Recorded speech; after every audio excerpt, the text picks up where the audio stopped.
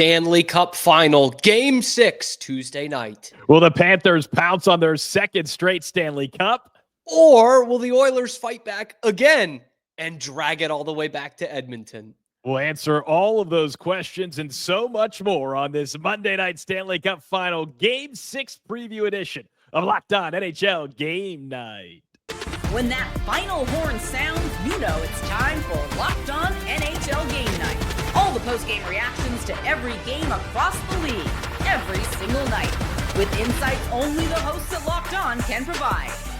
Prepare to experience game day reactions like never before, only on Locked On NHL Game Night. Your team every day.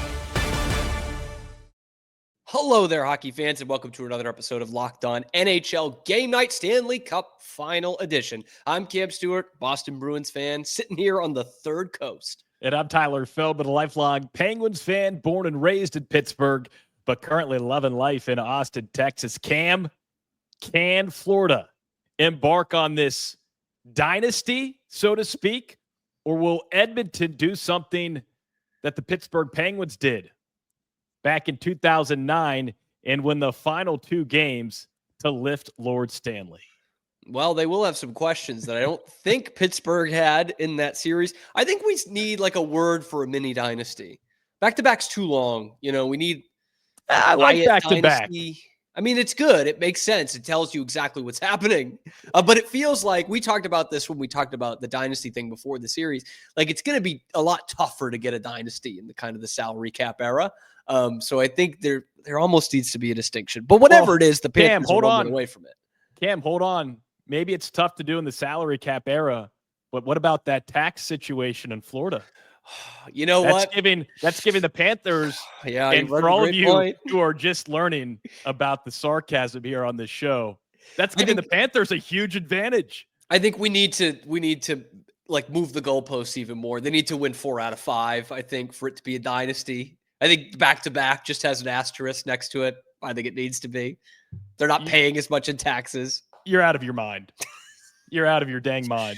Oh, I'm out of my mind ready for this game, Tyler. The cup will be in the building, which is whenever a team is about to win it, and game one. Now they throw it out there pregame. But the cup will be in the building. The Panthers looking to win it for the second straight year, obviously both times on home ice. But we have seen this Oilers team bounce back before. This postseason, last Stanley Cup Final, we have seen it. But, Tyler Feldman, once again, a major question for Edmonton, just like after Game 3, when some people scoffed at the question. It's very much on the front lines going into Game 6.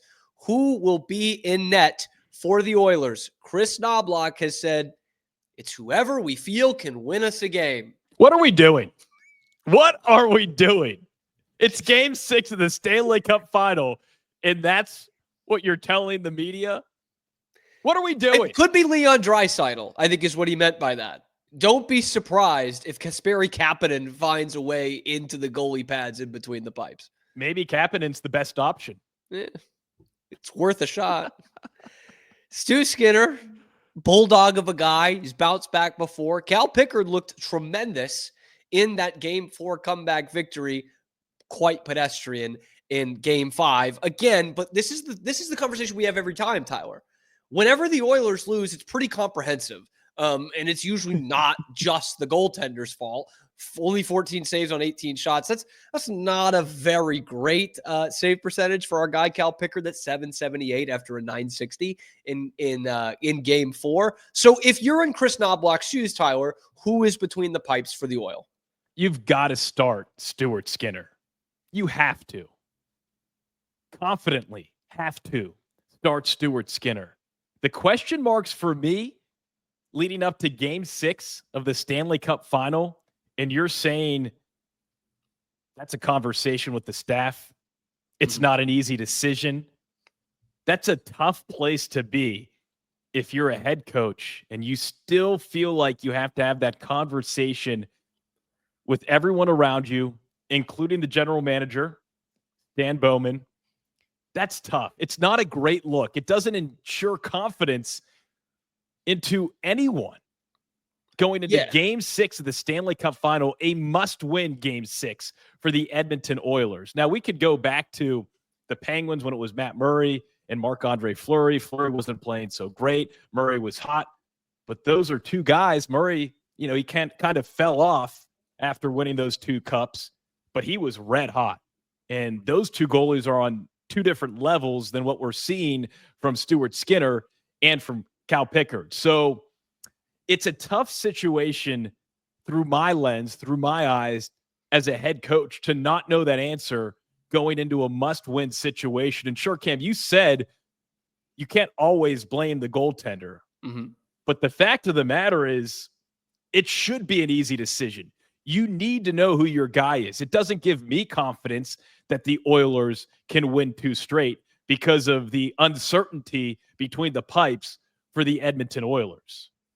And I think it's interesting to bring up this historical context, with your Penguins back in 2009. We've talked about it before, the whole Gretzky, Crosby, McDavid, right? They lost the first one. They won the second one against the same opponent. They were down 3-2, and they won it. They won a game 7 on the road back in 2009. They won the back-to-back. They didn't have this huge question mark. And so it's one thing to talk about the goalie position, and that's one position on the ice, but that's got to affect the entire locker room. You've got some great forwards in there. I get it. But feels like you've got to have a guy to rally around in the net. Florida never has that problem. Most teams in the postseason that make this run never have that problem. They know who their guy is in between the pipes. Do you think that does affect the entire room? Inside the locker room, you have to ignore this noise. You have to have belief in both guys. You can't let the indecision of the coaching staff impact how you're preparing for the game. Because if I'm Edmonton, if I'm any guy in front of Pickard or Skinner, I'm asking myself, what do I need to be doing better to put not just my goalie in a better position, but everyone else around me? That's what I'm telling myself if I'm on Edmonton inside that locker room right now, because any other thought is inconceivable. You can't be getting lost in the conversation that we're having right now. You just can't. You've got to be focused on what your job is. And for Edmonton, it's how do you stop a Florida team that seemingly can do no wrong?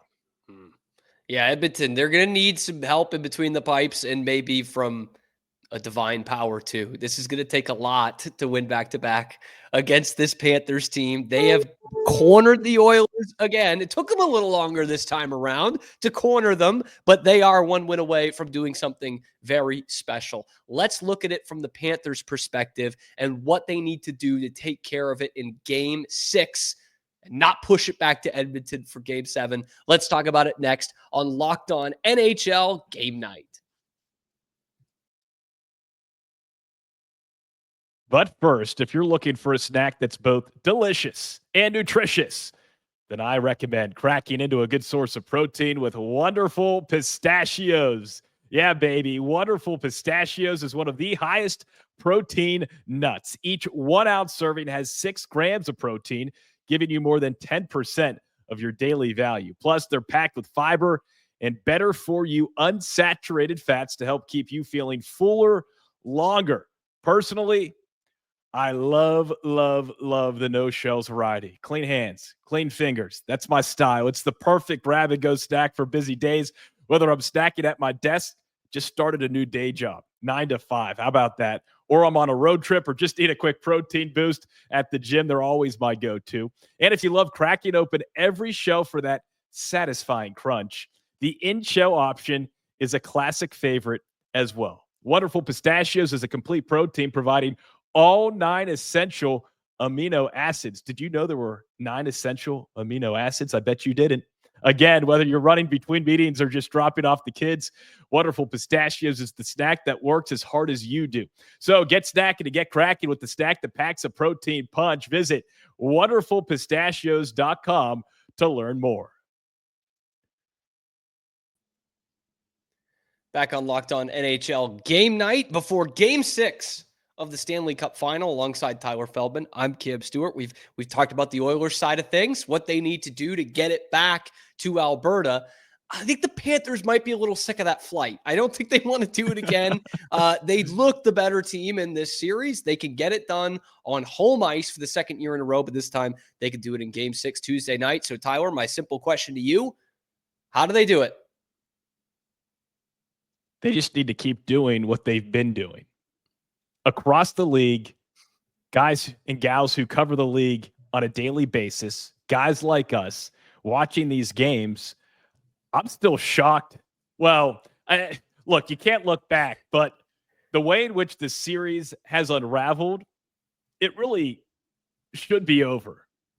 Yeah, it very much could be over. A couple of bounces. Florida has kind of given a lifeline out to the Oilers a couple times because the dominant play in which we've seen from the Panthers throughout this series. I know I said Oilers in 6, but every game I'm watching, I'm saying to myself, dang, this Florida team is so stinking good. They just are, top to bottom. I mean, look at my face.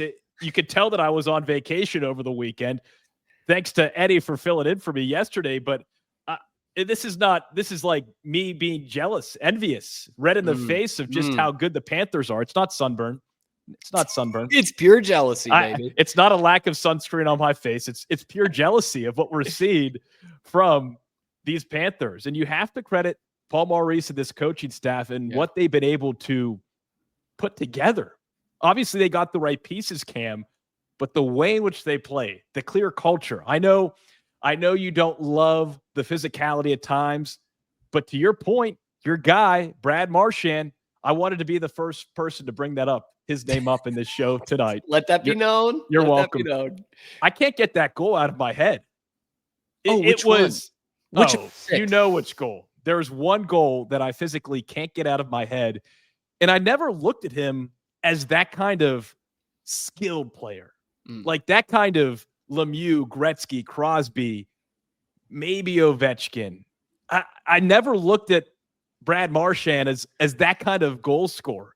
But what he did on great in the headline, by the way. What he did on that Gretzky, goal had me. I can't even describe. It's just speechless. It was unbelievable. He's going to win the Conn Smythe. I really think he is. Bennett still got the statistical edge. And I did see some comments for Bobrovsky in that video, which Bobrovsky deserves a fair shout at this. Like he really does. A goalie already got the MVP. Already got the. It's true. We're pampering these goalies. We could go back to what's going on up in Winnipeg, but that kind of is a different conversation. I don't love it, but it is what it is. Yeah. At least from the MVP side of things. But yeah, man, Florida just needs to continue what they're doing. They can't take their foot off the gas pedal. We've seen that in this series. They need to close it out because I'd be a little bit concerned if I'm Florida if I don't close it out in Game 6, despite the fact that you've played a fantastic series, a complete series. Giving this Oilers team a shot to win it in 7, I think is scary. It's hard to believe in my head right now to look ahead and see Edmonton lifting the cup, but that very well could happen if Florida takes the foot off the gas and lets Edmonton win Game 6 on their home ice. Which we have seen this postseason. Brought it up last week, but that Game 6 against Toronto, when they had all the momentum on their side, they had won 3 in a row, and they just really laid an egg. The other thing that we'll talk about when we'll cross the bridge when we get to it is they're really not too bothered going back on the road, Game 1, Game 5, Game 7, no matter what it is. But it feels like the Panthers have not, and this is not a hot take, but have not really been uncomfortable at all in this series. Both losses, they blew multi-goal leads, which you obviously don't want, but it means that you did dominate a good portion of that game. So they really have not been too uncomfortable at all in this series. I don't know that there was a point where Panthers fans were really, biting down their fingernails. I don't think that's the case. But Game 6, they have a chance to win it on home ice. What do you guys think? What is the key to this game? Let us know in the comments section below. Like and subscribe if you think the Panthers are about to get it done in Game 6. We'll be here after Game 6 to break it down, just like we are after every game here on Locked On NHL Game Night and previewing the ones in between. The Panthers are probably going to win this, mainly because of their depth, Tyler. Like that is something that is nobody can stack up to. Even teams that we think are really deep cannot stack up to it. And in fact, they made an Oilers team that did look deep most of this postseason look not very deep. And that is a good thing for your depth. How many times can we say it in this one sentence? So we talked about, Barkov, Tkachuk, Marchand, Bennett, Bobrovsky, the good and the bad through all of them. Is there anybody, though, that we haven't talked about in this series from the Florida side that could be a huge key to them lifting the cup on Tuesday night? Absolutely. Sam Reinhart. How about Mr. Game 7 from last season? Getting it done. That's a good, big goals, big games, man. Big goals, big games, big gains from those big goals. 3 goals, 3 assists so far in this Stanley Cup final. He is a -3, but what he brings to the table, you look at all the stars on this Florida team, the auxiliary guys, the guys on the side that fill their role in a way that can't be comprehended. A guy that fits the system that he's in. A guy who was drafted 2nd overall by Buffalo back in 2014, I believe. Is that right? Or was that 2014? Somewhere around there. One of the great 2010s top 10 Buffalo picks that have gone on to be 7 great seasons in Buffalo, and there's nothing wrong with Buffalo, but there is something wrong with the Sabres. Yeah. Yeah. It's a great sports town. The Sabres just have been totally lost since they went from red, black, and silver to blue, yellow, and white. Now, having said that, he comes to Florida in 2021, and he immediately starts to fill the role. He fills the role. He's getting better. He's finding that cohesion, that chemistry, and all he's done is won Game 7 for the Panthers last year, and here he is again in the Stanley Cup Final doing damage. And that's hard to find. Those pieces in this league, hard to find. Maybe you put them on another team, and it doesn't work out as well as it's working out right now for Sam Reinhart in the Florida Panthers. But kudos to the Panthers for bringing a guy like that in and allowing him to taste the playoffs and just look at what he's done. It's awesome. As a hockey fan, you love seeing that for guys that spend a lot of time in one spot and don't get to taste that feeling. And here he is making the most of it. And to your point about the role too, like Sam Reinhart's getting money. Like it's not like he's, on a Nate Schmidt contract, $800K a year. But he's making good money. This is a 50 goal scorer last year. And he just kind of, like all the other Panthers, accepts where he's at, right? Like, is he the best goal scorer? Probably. But is he the best forward? No. Like, Barkov and Tkachuk are both ahead of him. Bennett and Marchand have both had better postseason scoring-wise. And again, the -3, like you talked about, it's not terrific, but he scores big goals for them.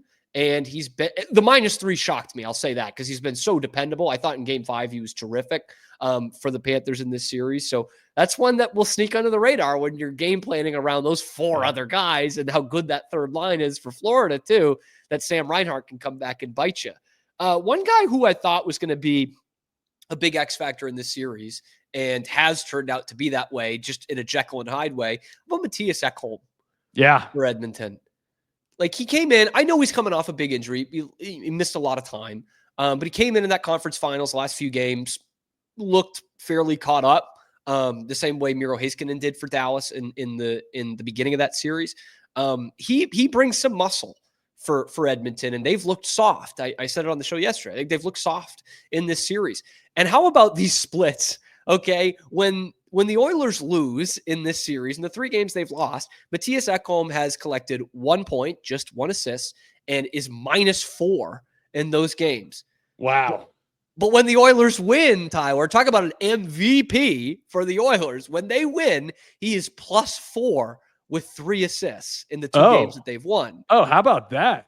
So, like, if Mattias Ekholm doesn't have a good game, it might not even matter what Connor McDavid and Leon Draisaitl do. Like, he's clearly the most valuable player of this team, Cam Stewart says before Game 6 of the Stanley Cup Final, which is somehow more wild than talking about the Buffalo Sabres before Game 6 of the Stanley Cup Final. But here we are. Here we are, getting set for it. So Ekholm, Reinhart, while you all fill in on and focus in on Marchand and Bennett and McDavid and Draisaitl, just look for those 2 guys. Tkachuk. There's a lot to be seen from those two guys. And I think Seth Jones, but quieter this series quiet than he was the last two, but he's been a big piece for them in this playoffs. And I think it's also, it's worth mentioning the coaching battle a little bit. Paul Maurice, he gets his name on the Stanley Cup, and now everyone's talking about, he's one of the best coaches of all time. He probably was before with his record, but now he's got that. He's could well win 2 in a row. And Kris Knoblauch, young coach, second year in this thing, first full season. Great hair. He's got great hair, Tyler, but he's got a lot of questions. But a hairy situation he finds himself in. Let him cook. But he's taking guys out of the lineup. He's putting new guys in every game. And here's Paul Maurice just sitting back there, arms folded, cracking jokes in the press conference, and just rolling with the same guys every night, man. But I will say, 18, we talk about the jokes, lines. but we talk about the jokes, and I know I picked up this pen, and I'm just like, but we talk about the jokes. That loose mentality is part of that Florida culture. And it makes a difference when everyone's loose. You clear that fog. And I feel like seeing Knoblauch behind the bench, he's been coaching again with that fog in front of him because he feels that pressure. Wherever that pressure is coming from, wherever it originates, deep inside his stomach, deep inside his bones, you can see it on his face. It's a much different mentality behind the bench from the two head coaches. We'll see what both of them bring in game 6, though. Not a lot of fog in South Florida. They should pick up a pen. I mean, this is a power play right here. Just don't good luck. Your screen. Good luck bringing out a penalty kill against this guy right here. Just take it easy. But will Paul Maurice and the Panthers get it done in game 6, or are we going back? It's finally time for the predictions. Let's do it next on Locked On NHL Game Night.